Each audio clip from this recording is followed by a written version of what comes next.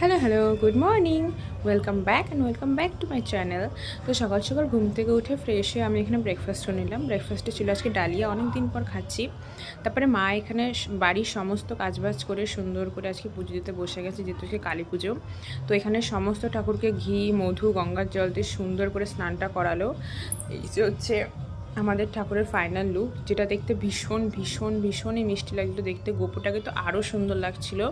তো মা এখানে সুন্দর করে আজকে পুজোটা দিয়ে নিল। তো দেখতেই পাচ্ছ এখানে খুব সুন্দর করে পুজোটা দিয়েছে। তারপরে মা এখানে রেডি হয়ে বেরিয়ে যাচ্ছে। আজকে মা আর একটা কাকিমা যাচ্ছে নৈহাটিতে ঠাকুর দেখতে।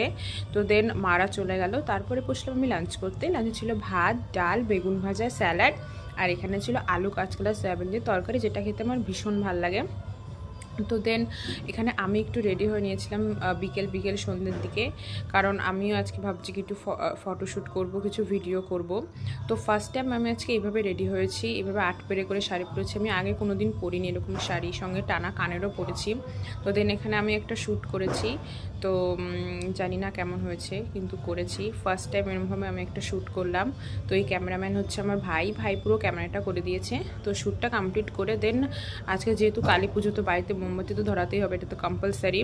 তো এই যে হচ্ছে আমাদের বাড়ি, ভীষণ সুন্দর লাগছিলো দেখতে। পুরো ছাদ বাইরে দিয়ে পুরোটা মোমবাতি ধরিয়েছিলাম, সঙ্গে টুনি লাইট জ্বলছিল, আরও সুন্দর লাগছিলো, দিওয়ালি ভাইব আসছিলো।